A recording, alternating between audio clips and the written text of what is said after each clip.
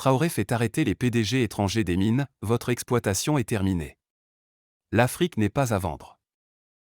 Pour la première fois dans l'histoire du continent africain, les directeurs généraux de plusieurs géants miniers étrangers ont été arrêtés, tous le même jour, à la même heure. Derrière cette décision historique, un seul homme, Ibrahim Traoré, le chef audacieux du Burkina Faso.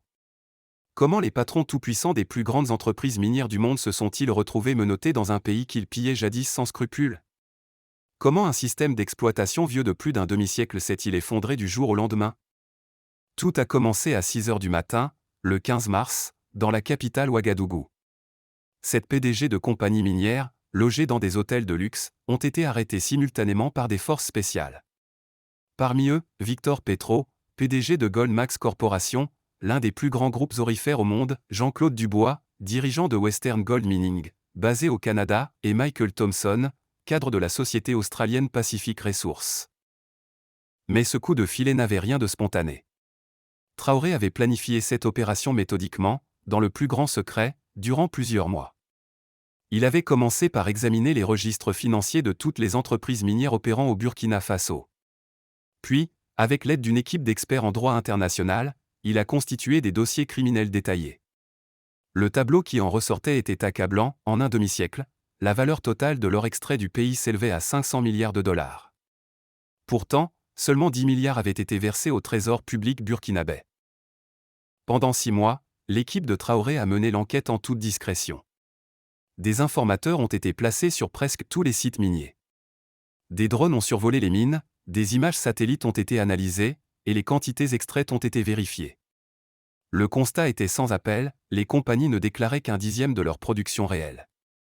L'or extrait de notre sol par le dur labeur de notre peuple remplit les coffres-forts européens pendant que nos enfants meurent de faim, déclara Traoré. Il lança un avertissement sans ambiguïté, rendez ce que vous avez volé, ou vous finirez votre vie en prison.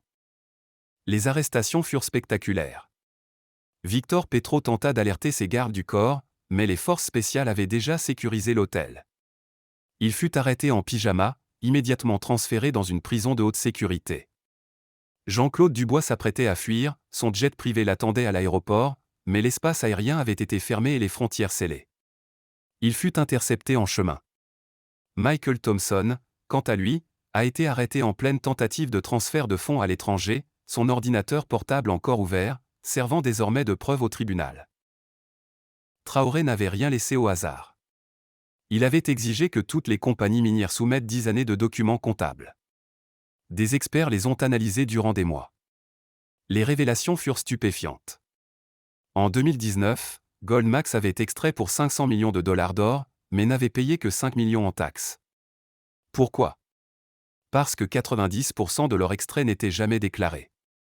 Chaque jour, 10 tonnes sortaient du sol, une seule était comptabilisée.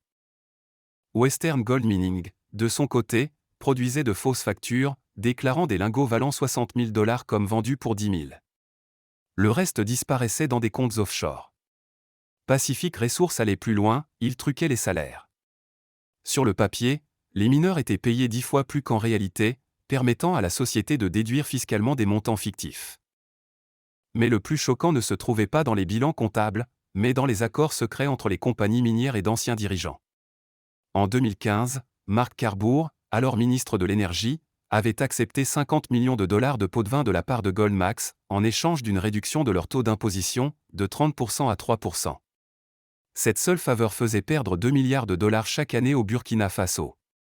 En 2017, Western Gold Mining offrit 100 millions à François Kaboré, frère de l'ancien président, pour obtenir 3 licences d'exploitation sur des terres villageoises, provoquant le déplacement forcé de 50 000 personnes. Face à ces crimes, Traoré rassembla les preuves et porta l'affaire devant la Cour pénale internationale. Il accusa les compagnies de crimes contre l'humanité, déplacements forcés, travail des enfants, destruction de l'environnement. Les charges furent acceptées. Ensuite, il alla encore plus loin, gel des comptes bancaires, saisie des actifs, et nationalisation de toutes les réserves d'or du pays, désormais évaluées à 100 milliards de dollars, appartenant officiellement au peuple burkinabé. Les réactions furent immédiates. Les médias occidentaux qualifièrent Traoré de dictateur, l'Union européenne convoqua une réunion d'urgence, et les États-Unis menacèrent de sanctions. Mais Traoré resta droit. Pendant un demi-siècle, ces entreprises ont violé toutes les lois, éviter les taxes, exploiter nos terres et nos enfants. Aujourd'hui, la justice est rendue. Le peuple le soutenait massivement. Des centaines de milliers de personnes défilèrent dans les rues de Ouagadougou, brandissant des pancartes « Notre or nous appartient ». Des mineurs, des villageois, des anciens, des enfants, tous saluaient un moment historique. Amadou Sao, mineur de 65 ans, témoignait les larmes aux yeux « J'ai travaillé toute ma vie dans ces mines. L'Europe est devenue riche grâce à notre or. Mes enfants, eux, ne peuvent même pas aller à l'école. Aujourd'hui, enfin, la justice arrive. » Pendant ce temps, les PDG emprisonnés vivaient un enfer. Fini les suites de luxe et les jets privés. Victor Petro entama une grève de la faim dès le premier jour. Traoré répondit « Nos mineurs ont faim chaque jour. Il est temps que vous sachiez ce que ça signifie. » Jean-Claude Dubois tenta une autre voie, $1 milliard de caution. Traoré refusa en riant « 1 milliard ? Par rapport aux 500 milliards que vous avez volés ? Et puis, soyons honnêtes, cet argent est déjà à nous. » Michael Thompson fit semblant d'avoir une crise cardiaque, mais les médecins dépêchés par Traoré ne détectèrent rien. Cette tentative d'escroquerie fut utilisée contre lui en justice. D'autres dirigeants arrêtés incluaient Robert Mackenzie, Continental Gold, James Harrison, African Mineral, Peter Williams, Global Mining Co., et David Anderson, Summit Resources. Tous faisaient face à des charges graves, déplacements forcés, emploi d'enfants de 10 ans dans des conditions mortelles, pollution à grande échelle, financement de groupes armés. Le procès s'ouvrit dans un tribunal spécial composé de 3 juges africains, 2 asiatiques et 2 latino-américains, aucun occidental, aucun biais. Les charges furent lues publiquement. Victor Petro fut accusé de 234 chefs d'inculpation. Jean-Claude Dubois, 289, dont le plus atroce, travail des enfants. Des enfants de 12 ans travaillaient 16 heures par jour sous terre, sans lumière, sans air. La plupart mouraient avant 15 ans de maladies pulmonaires. Michael Thompson, lui, avait pollué 3 rivières au cyanure. Dans 17 villages, les cancers avaient été multipliés par 10. Plus de 2000 morts. Des témoignages glaçants furent entendus. Moussa Orahugo, embauché à 8 ans, déclara à 23 ans, malade chronique, ils m'ont volé mon enfance, ma santé, ma vie. Mariam, 70 ans, raconta le déplacement de son village, les tombes de nos ancêtres étaient là. Ils ont tout détruit. En échange, on m'a donné $100. Traoré assistait chaque jour aux audiences. Il ne se cachait pas. Il regardait les accusés dans les yeux. Ce n'est pas seulement le procès du Burkina Faso. C'est celui de toute l'Afrique. Et il avait raison. En Afrique, l'écho de cette justice fit des vagues. Au Mali, des enquêtes furent lancées. En Guinée, les exploitations de bauxite furent nationalisées. Au Niger, les contrats d'uranium furent annulés. Les actions de Traoré firent chuter les marchés. Goldmax perdit plus de 70% de sa valeur. Western Gold Mining frôla la faillite. Pacific Resources fut démantelé.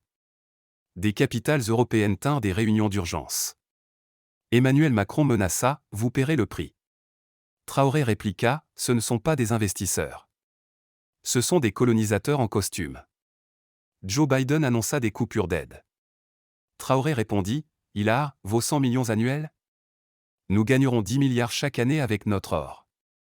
Gardez votre aide. » Des emails retrouvés dans les ordinateurs des compagnies révélèrent leur mépris. Ces indigènes font tout ce qu'on veut pour quelques millions de pots de vin, écrivait un cadre. Dubois affirmait mieux vaut payer 10 enfants $10 que $100 à un adulte.